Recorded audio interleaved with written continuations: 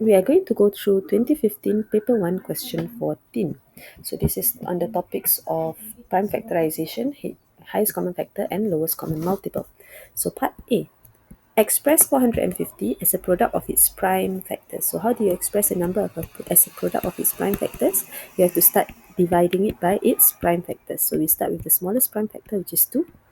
Okay, you get 225. Now this one cannot divide by 2, so next smallest prime factor is 3. So this is 75. We can divide by another 3. This is 25. Now 25 cannot divide by 3. So we have to divide by 5. And divide by 5, another 5, and it's 1. So we stop there. Okay, so that means 450 is 2. Multiply by 1, 2. There's 2 3. So multiply by 3 square. And there's 2 5. So multiply by 5 square. Okay, so that's part A. I have done 450 as a product of its prime factors. Okay, now part B. Find two numbers, both smaller than 100, that has a lowest common multiple of 450 and highest common factor of 15. So highest common factor of the two numbers is 15. So 15 is 3 times 5. Okay, 5. And lowest common multiple of 450. So we have already found what is 450. So that's 2 times 3 square times 5 square. So I have two numbers, number 1 and number 2. So I need to find what are these two numbers. Okay, but the numbers have to be smaller than 100.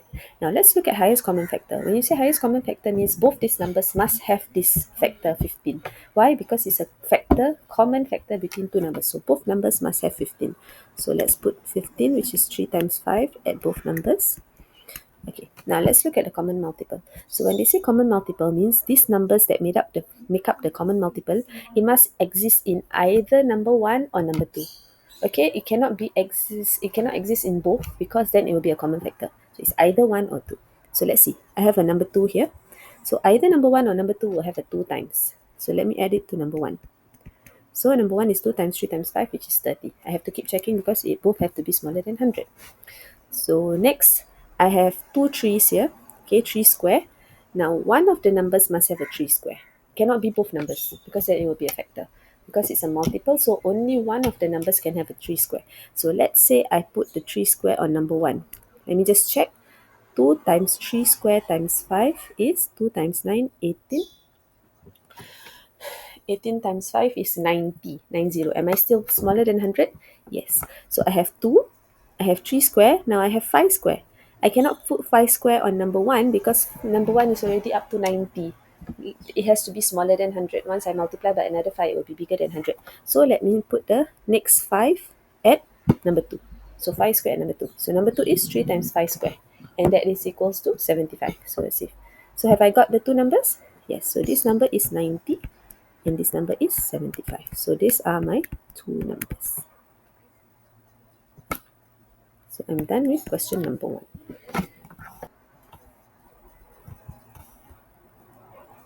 Question number 2. We are doing 2016 paper 1 question 18. So let's look at part A. Express 784 as a product of its prime factors. So when you are expressing a number as a product of its prime factors, you have to divide by prime factors starting from the smallest prime factor. So 784, what is the smallest prime factor? Is 2. So divide by 2, I get 392. Divide by another 2, I get 196. I can still divide by 2. I will get 98. Can still divide by 2. I will get 49. No more 2. Can I divide by 3? No. Can I divide by 5? No. Can I divide by 7? Yes. So 7. And then I divide by another 7, which is 1. So I stop there. So my 784 is 1, 2, 3, 4. There are 4 2. So 2 to the power of 4 multiplied by 2 sevens. So 7 to the power of 2. So that is my prime factorization. Okay. 784 as a product of its prime factors. So let's look at B. Using your answer to part A, explain why 784 is a perfect square. Now, in order for it to be a perfect square, you must be able to square root. That means you can put it in the form of a square. So let's look at 784. So I have 2 to the power of 4 times 7 to the power of 2. Can I separate it into two brackets which are the same? Why do I do that? Because I need to have a square. Once I show that it's a square, then I can show that it's a perfect square. So I have 4 2's here, so I put 2 here and 2 here. Okay, and then I have 2 7's, so I put 1 7 here and 1 7 here. And since the two brackets are the same, I can just rewrite it to be 2 square times 7, which is the bracket. Okay, and then since I have two of the brackets, I just put it as a square. So since 784 is equals to 2 square times 7 square, this shows that 784 is a perfect square. Okay, that's part B. Now part C. M and N are both prime numbers. Find the values of M and N so that 784 times M over N is a perfect cube. Now to be able to make it into a perfect cube, for a perfect square you have two brackets of the same. For a perfect cube you must have three brackets of the same. In other words, all the indices of the prime factors must be multiples of 3. So let's see how we can solve that. So part C. Now I have 784 multiplied by M over N. So let me write out the prime factors. I have 2 to the power of 4 multiplied by 7 to the power of 2. Okay, multiplied by M over N. That means I have to multiply it by a number and divide it by a number. So let's look at 2 to the power of 4. I have 4 2's. To make this into a perfect cube, I need to either add 2 more 2's or remove 1 2. Right? So either I multiply by 2 square or I divide by 2. I think the easier one would be a divide by 2. Okay? So I would put this as 2 to the power of 4 over 2. 2 to the power of 4 over 2 becomes 2 to the power of 3. Now let's look at the 7 square. 7 square, to make it a perfect cube, I have to add one more 7, right? That means I have to multiply by another 7, so I'll get 7 cube. So I have 7 to the power of 2 times another 7. Okay, this will give me a perfect cube. Why? I will get 2 to the power of 3 times 7 to the power of 3. Now this is a perfect cube. So from here, I can actually see that my M is something that I multiply. So that's my 7. And my N is something I divide, which is 2. Okay, so that means my M is 7 and my N is 2. So what is my solution? So they are asking me to find what are my M and N, right? So M is equals to 7 and N equals to 2. So this is my final answer. So I'm done with question number 2.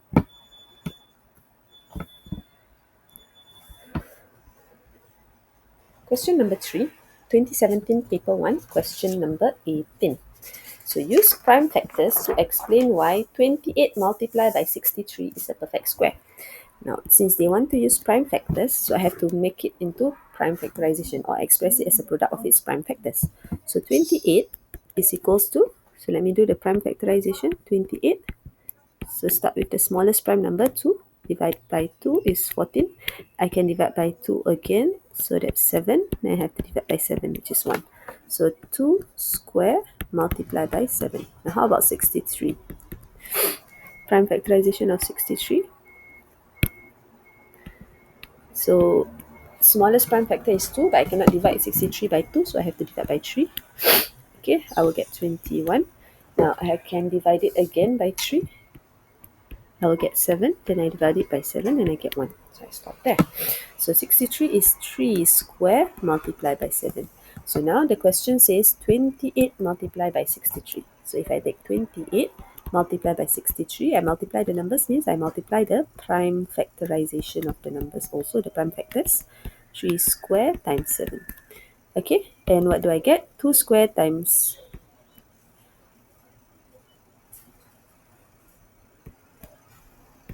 3 square times, I have a 7 here and a 7 here, so that's 2 sevens. Sorry, 7 square.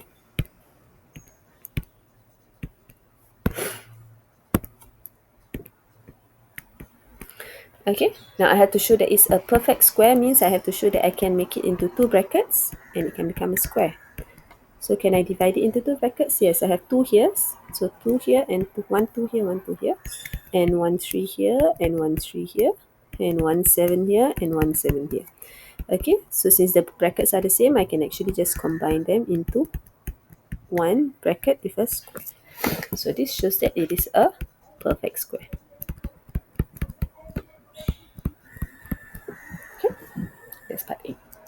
Now part B. The number 28k, that means I take 28 multiplied by a number k, is a perfect cube. Find the smallest positive integer value of k. Okay, so let's move down. So part B. I have that 28k is a perfect cube. So for it to be a perfect cube means you can actually divide it into three brackets of the same numbers, or all of the indices of the prime factors must be multiples of 3. So let's look at 28k. So we have that 28 is equals to 2 to the power of 2 times 7. And now I multiply by another k, right? So that's 28k. So I have to find a number that makes this into a perfect cube. So here I have two 2's. Okay, I have 2 times 2. So I need to multiply it by another 2. So this will make it into a cube. So I get 2 cube, right? And then 7, I only have 1 7. So I need to multiply it by another 2 sevens. So 7 square. So this will give me 2 to the power of 3 times 7 to the power of 3. So is this a perfect cube? Yes. Okay, so let's look at the numbers that we have added. So this one is we add an additional k. And comparing to the above, this is the additional numbers. So this is the additional numbers that we have added. So that's k. So my k is equals to 2 multiplied by 7 square. Okay, which is equals to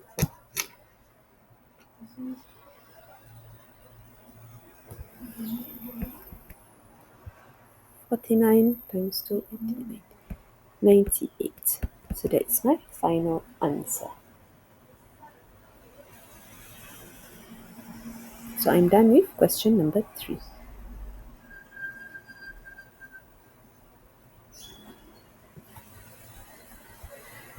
Go to question number 4. Question number 4, 2018, paper 1, question 20. So part A, express 126 as a product of its prime factors. So when you are expressing a number as a product of its prime factors means you start to divide by its prime factors. So let's start with 1 to 6. Always start with the smallest prime factor, which is 2. Divide by 2 is 63. Now I cannot divide by 2, but I can divide it by 3. I get 21. I can still divide it by 3. I get 7. Okay, I cannot divide by 3, but I can divide by 7, and I get 1. And I stop there. So 1 to 6 is 2, multiplied by 3 times 3 is 3 square, multiplied by 7. So this is the prime factorization of 126, or 126 expressed as a product of its prime factors. Okay, that's part A. Let's look at part B. The number 126k is a perfect square. Find the smallest positive integer value of k. So 126 is a perfect square. So when you have a perfect square means you can group the prime factors into two groups of the same number, or the indices of all the prime factors must be multiples of 2.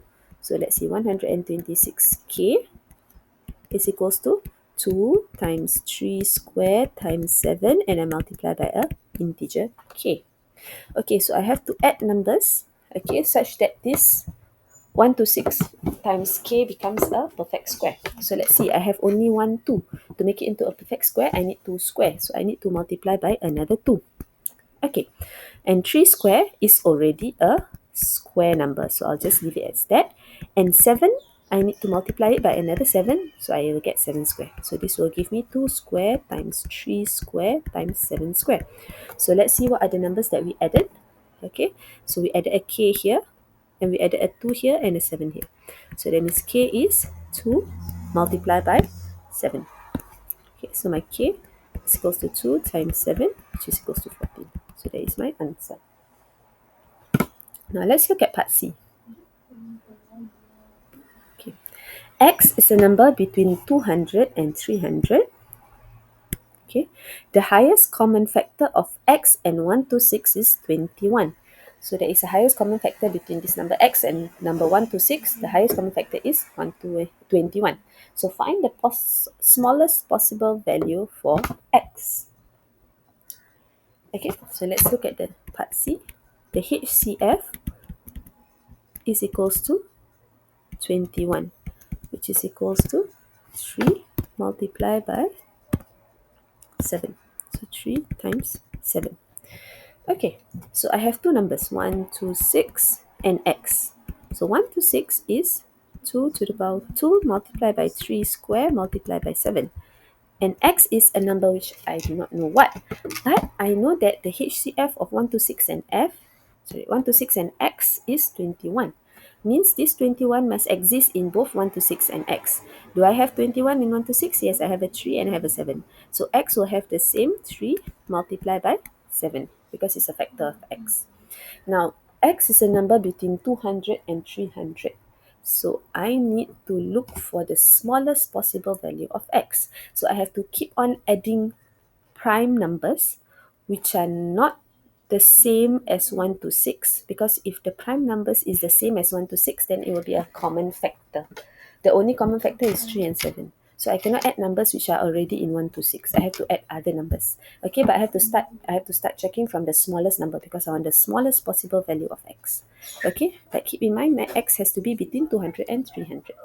So I cannot add a 2 because 2 already exists in 1 to 6. If I add a 2, then it becomes a common factor. So I cannot add another 3 because another 3 is also there in 1 to 6. Can I add a 5? Yes, I can add a 5. But if I add a 5, 3 times 7 is 21. If I add a 5, 21 times 5 is 105. But x is between 200 and 300. So it cannot be 5. So let's see. What are the numbers? So can I add another 7? Yes, I can add another 7. But 3 times 7, 21. 21 times 7 is 147. Still not between 200 and 300. So let me just remove that 7. I cannot add another 7. So what is the next smallest prime number? 7. I have 11. So what if I multiply by 11? If I multiply by 11, this is equals to 231. So is this between 200 and 300? Yes. So this is my x. So my x is 231. And I'm done with this question. Question 5 is from the 2019 paper 1 question 4. So part A, express 360 as a product of its prime factors. So when you're expressing a number as a product of its prime factors, you have to start to divide by the prime factors and always start with the smallest prime factor. So I start with 2, I'll get 180. I divide by another 2, I get 90. Divide by another 2, I get 45. Now I cannot divide by 2. How about 3? Yes, I can divide it by 3. I will get 15. Divide it by 3 again, I get 5. And now I cannot divide by 3. I will have to divide by 5. And I reach 1. I stop there. So that means 360 is 1, 2, 3. 2 to the power of 3. 1, 2. 3 to the power of 2. And 5. Okay, so that is 360 expressed as a product of its prime factors. Now part B. The number 360 p over q is a perfect cube. P and q are prime numbers. Find the value of p and the value of q.